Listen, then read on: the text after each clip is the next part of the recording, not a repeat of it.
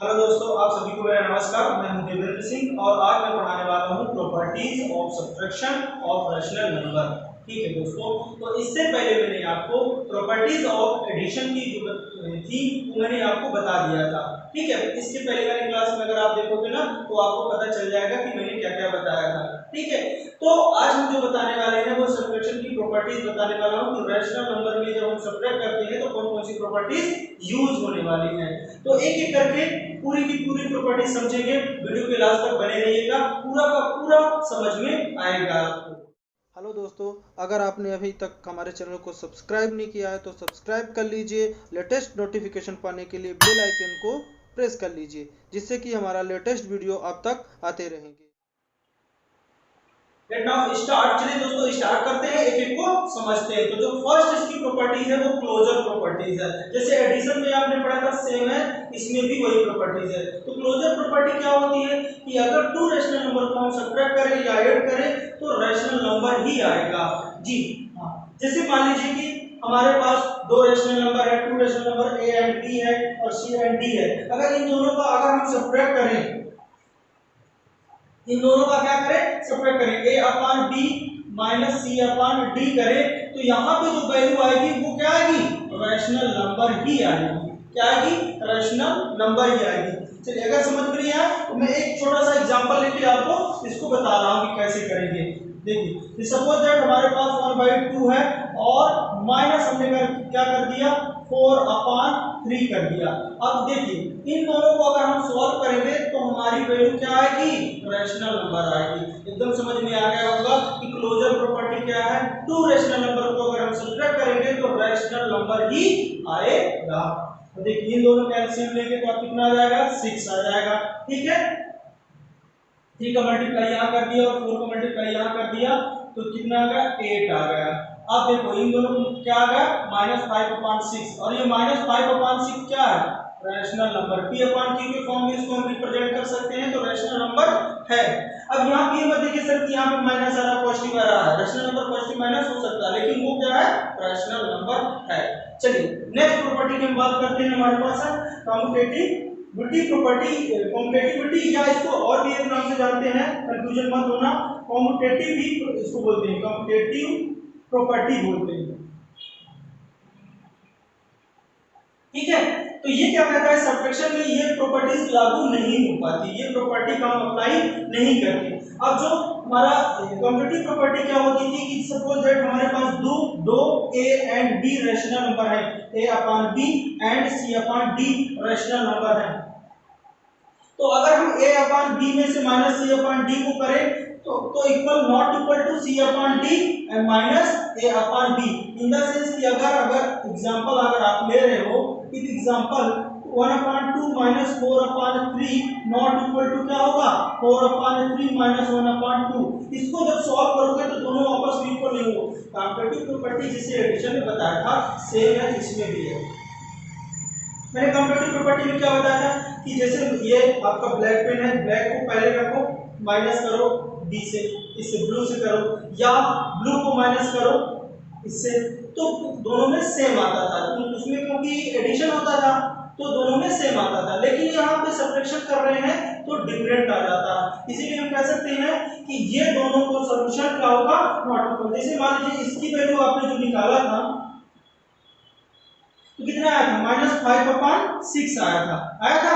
लेकिन अगर आप इसकी वैल्यू सॉल्व करेंगे तो क्या आएगा, 8 और -3, तो इसकी वैल्यू कितनी आ गई, 5/6 आ गया। लेकिन इन दोनों में डिफरेंसेस है, इसीलिए यहाँ पे फॉर्मूला क्या बन जाता है, a/b minus c/d not equal to c/d minus a/b।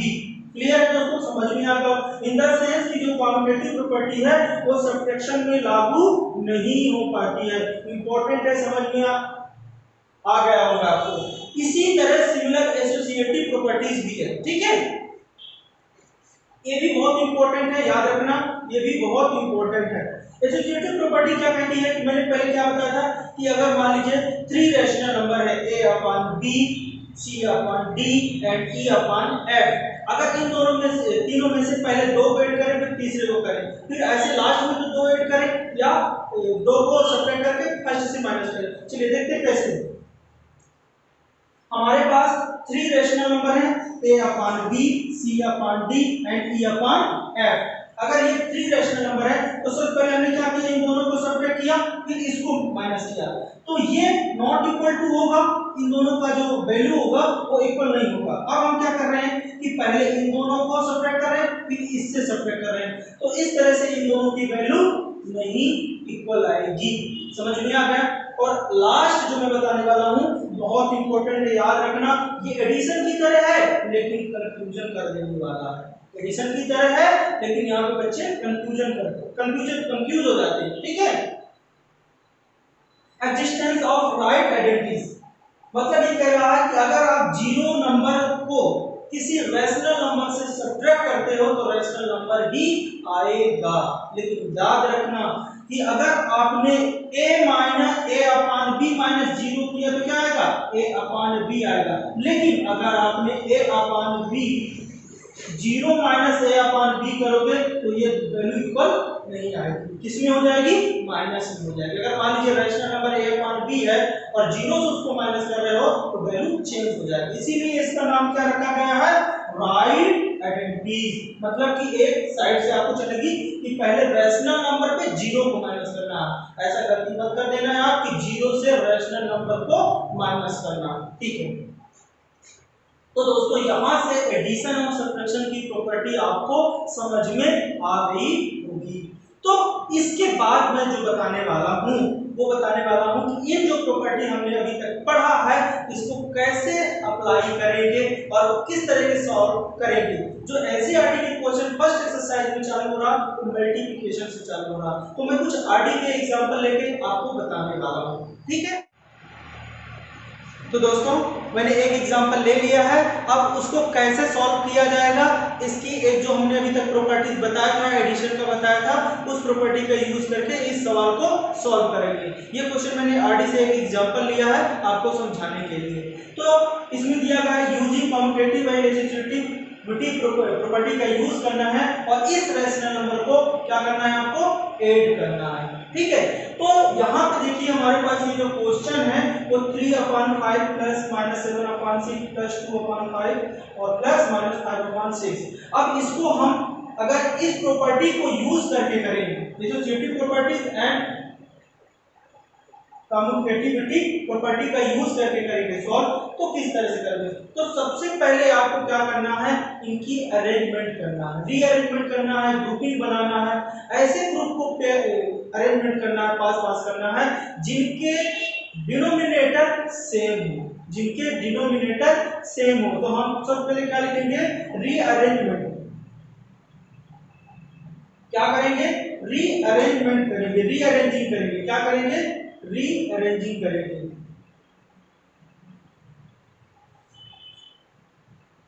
Rearranging and grouping करेंगे, क्या करेंगे, group, rearranging and grouping the number of pair, grouping the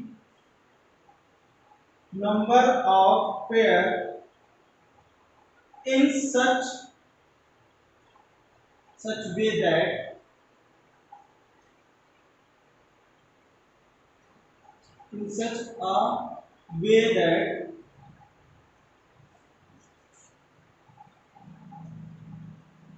numbers of pair in such way that, समझ में आया कैसे करना है, इनको अरेंज करना है जिनके डिनोमिनेटर सेम हो। Group contain a pair of rational number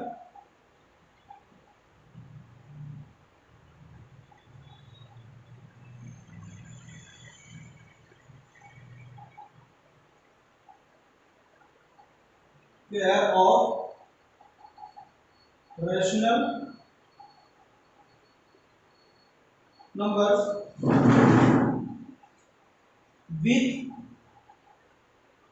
equal. अब ऐसे रैशनल नंबर को ग्रुपिंग करना है, पेयरिंग करना है, रीअरेंजमेंट करना है जिनके क्या हो, डिनोमिनेटर इक्वल हो, इक्वल डिनोमिनेटर,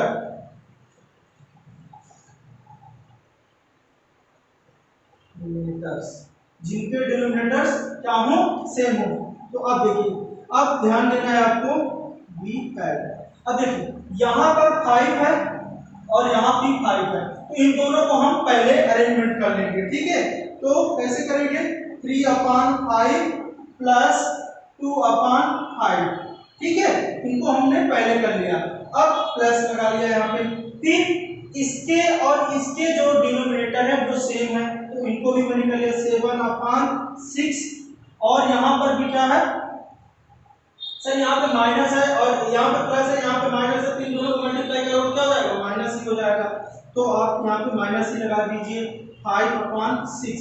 इन दोनों को हमने ऐसे बना लिया, ठीक है। अब इसको सॉल्व करने में हमको इजीली हो जाएगा, दोनों का डिनोमिनेटर सेम है तो कॉमन हो जाएगा, और यहाँ पे 3 + 2 हो जाएगा प्लस। अब देखिए इन दोनों का डिनोमिनेटर क्या है, सेम है, तो एलसीएम लेने की जरूरत ही नहीं है। एलसीएम की जरूरत ही यही आएगा, -7 और ये क्या हो गया -6 हो गया। अब इन दोनों को और सॉल्व करेंगे, आपको क्या हो जाएगा 5/5 हो जाएगा, और यहाँ पे हो जाएगा प्लस माइनस कितना हो जाएगा 13/6, सॉरी यहाँ पे 5 पे 5 लिखना, 12/6 ये हो गया। आपको यहाँ तक सॉल्व कर लिया आपने। इसके बाद क्या करना है आपको कि अगर आप 5 और 5 में से डिवाइड कर देंगे कितना आ जाएगा 1 आ जाएगा, और प्लस यहाँ से डिवाइड करेंगे तो कितना हो जाएगा -2। अब इसको आगे इजीली आप 1 - 2 कितना हो जाएगा -1, ठीक है दोस्तों। तो यहां से ये आपका आंसर आ गया, बहुत आसान है, लेकिन थोड़ा अरेंजमेंट में क्या है, ये जो मैंने 2 लाइन लिखा है इसको इंपॉर्टेंट है कि जब भी अगर ऐसा कोई प्रॉपर्टी का यूज करके कहता है कि इसको सॉल्व कीजिए, तो आपको सबसे पहले देखना है कि डिनोमिनेटर कैसे है। अगर डिनोमिनेटर सेम है तो उनको हम पहले अरेंजमेंट कर लेंगे, देन उसको सॉल्व करेंगे। कंटिन्यू बैक टू बैक मैं अगला भी क्वेश्चन एक और बताने वाला हूं, जिससे और भी आपको समझ में आ जाएगा, क्योंकि सीबीएसई में ऐसे भी क्वेश्चन आ सकते हैं। ठीक है दोस्तों, तो मैं अगला एक एग्जांपल और ले लिया हूं जो कि रैशनल नंबर से ही है। तो रैशनल नंबर में कह रहा है कि 2 रैशनल नंबर का सम कुछ वैल्यू दिया हुआ है -3/5 दिया हुआ, जिनमें से एक रैशनल नंबर क्या है -9/20 है, तो अदर रैशनल नंबर निकालना है। इन द सेंस समझ में आ गया कि 2 रैशनल नंबर दिया हुआ है, 2 रैशनल नंबर का सम दिया हुआ है और एक रैशनल नंबर दिया हुआ है, लेकिन उनमें से एक रैशनल नंबर नहीं दिया है, उसको हमको फाइंड करना है, ये रैशनल नंबर में आएगा। ठीक है, तो चलिए देखते हैं कि इसको कैसे करेंगे सॉल्व। तो सबसे पहले आपको ध्यान देना है कि जो हमारा क्या पूछ रहा है, find the other rational number. तो आप इसको क्या कर लीजिए, सपोज कर लीजिए let the other rational number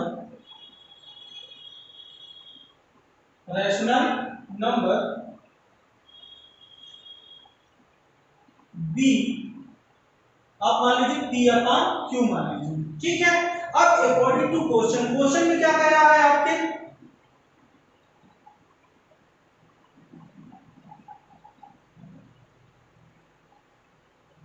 question ध्यान देना, ठीक है।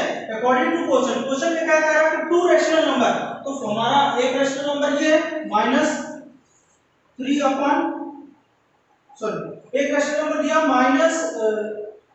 -9/20 और दूसरा रैशनल नंबर क्या है, हमने क्या मान लिया है p/q, और इन दोनों को अगर हम ऐड करते हैं तो क्या आता है -3/5 आता है।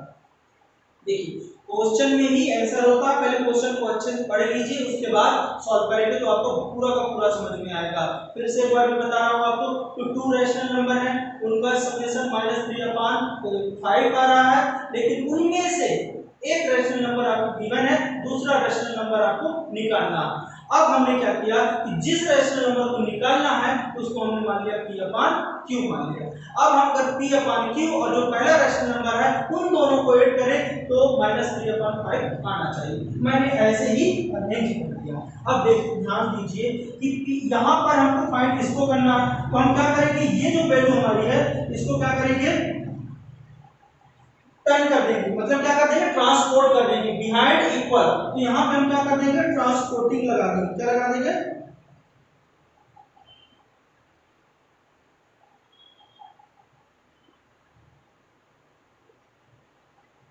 ट्रांसपोर्ट कर देंगे। तो ट्रांसपोर्ट करेंगे तो p/q को तो मैं यहीं पे रखूंगा और ये क्या है -3/5 और ये वैल्यू जो है वो इक्वल टू बिहाइंड जाएगी तो क्या हो जाएगी पॉजिटिव हो जाएगी। तो यहाँ पे क्या लिखोगे आप 9/20।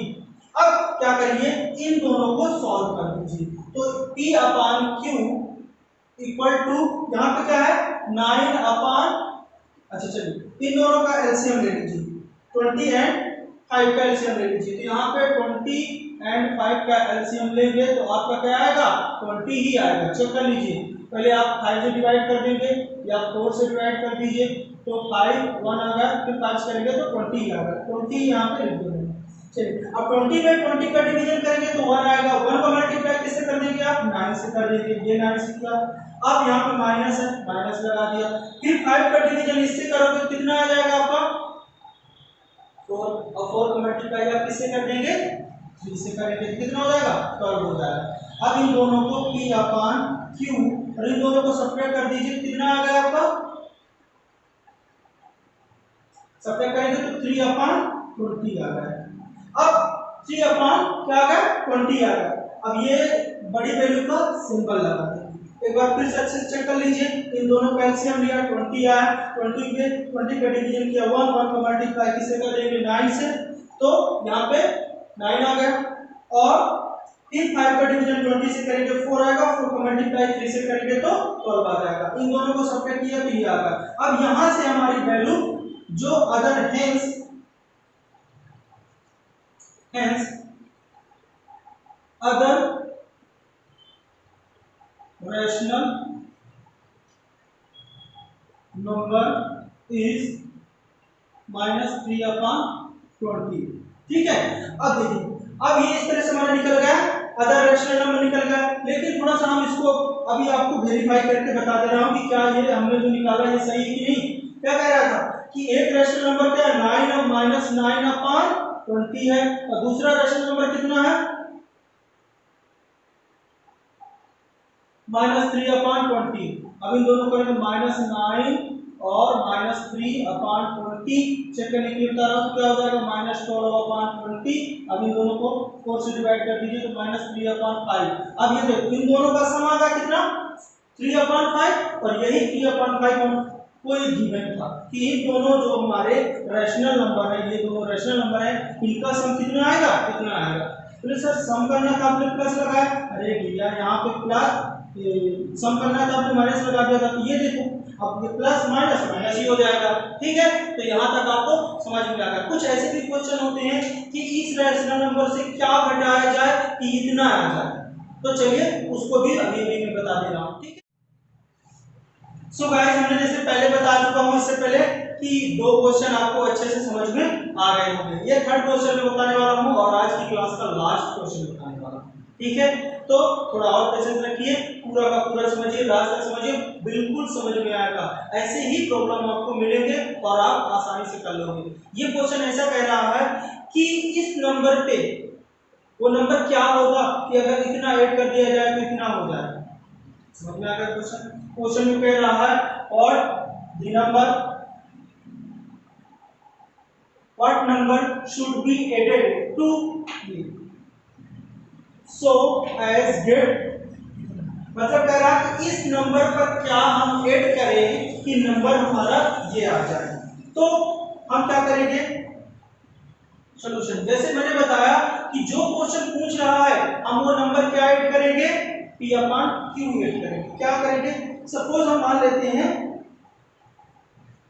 P/Q is a rational number. Let P/Q is a rational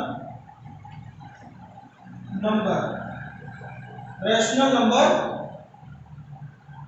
to be added. To be added. To be added to इसमें ऐड करेंगे 5/8 to get 5/9। समझ में आया क्वेश्चन कि हमने क्या मान लिया P/Q नंबर को हम ऐड करेंगे -5/8 पे तो हमको नंबर ये वाला मिल जाएगा। ठीक है, समझ में आ गया क्वेश्चन? यही क्वेश्चन कह रहा था कि इस नंबर पे हम क्या ऐड करें कि ये नंबर मिल जाए, तो इस नंबर पे हम क्या ऐड करेंगे, p अपॉन q। बहुत अच्छे से समझिए, एक ही बार में पूरा का पूरा समझ में आ जाना चाहिए, क्योंकि दोबारा ये ऐसे क्वेश्चन हम बताने वाले नहीं है और आपको करना पड़ेगा। ठीक है,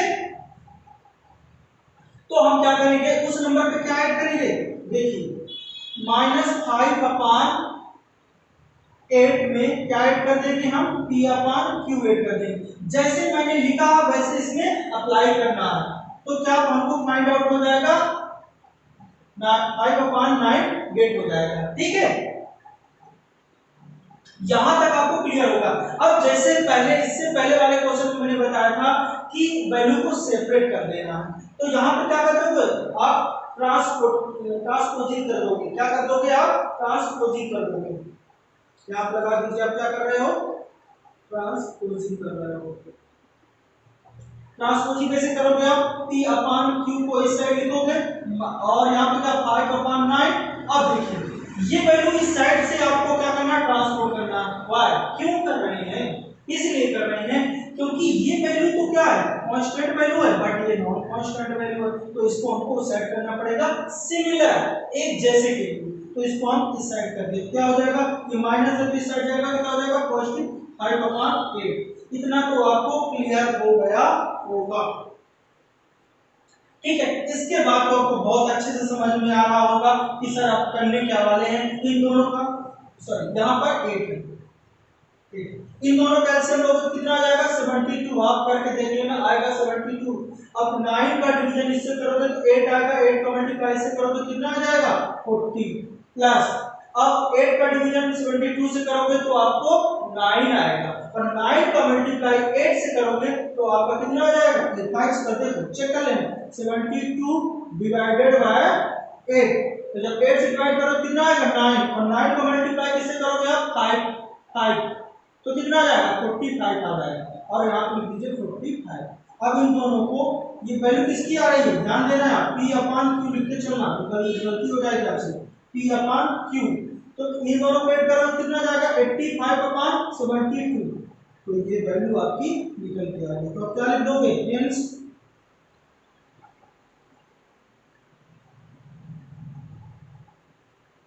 ठीक है, तो आप क्या लिख दोगे, hence is the rational number. मतलब कि क्या लिखोगे आप कि अगर इस वैल्यू पे, हेंस इस वैल्यू पे अगर हम क्या करते 85 अपॉन 72 ऐड कर दें तो ये नंबर आ जाएगा। क्लियर है, तो यहां से आपका आंसर आ चुका है। ठीक है, ये हो गया आपका आंसर जो आपने माना था। तो वो क्या होगा, और डी नंबर, तो वो नंबर क्या होगा, हेंस डी नंबर, ऐसे लिख दो, हेंस डी नंबर 85 अपॉन 72। ठीक है, तो वो नंबर क्या है, ये। आई होप आज की क्लास में आपको पूरा का पूरा समझ में आ गया होगा। इसके बाद हम नेक्स्ट प्रॉपर्टी बताएंगे जो है मल्टीप्लिकेशन की प्रॉपर्टीज है। ठीक है, और इसके बाद फिर हम अगली क्लास में आपको एक्सरसाइज बताएंगे, क्योंकि अभी तक मैं एक्सरसाइज इसलिए नहीं बता रहा हूँ क्योंकि उसके पहले जो बेसिक प्रॉपर्टीज है उनको बताना बहुत जरूरी है। ठीक है, क्योंकि आपकी जो एक्सरसाइज की मेरी चालू हो रहा है वो डायरेक्ट मल्टीप्लिकेशन वाली प्रॉपर्टी ऐड हो रही है, तो उससे पहले ये बेसिक प्रॉपर्टी आपको आना बहुत जरूरी है। ठीक है, तो इसके बाद मैं कुछ आपको होमवर्क दे रहा हूँ, उसको करिएगा, और जो नहीं बनते वो हमको जरूर बताइएगा कमेंट करके, हम उसको भी सॉल्व करवाएंगे। ठीक है, इसी के साथ आज की क्लास यहीं तक। आप सभी को मेरा धन्यवाद। प्रैक्टिस जरूर करना जो अभी मैं आपको प्रैक्टिस क्वेश्चन दे रहा हूँ। ठीक है, ओके।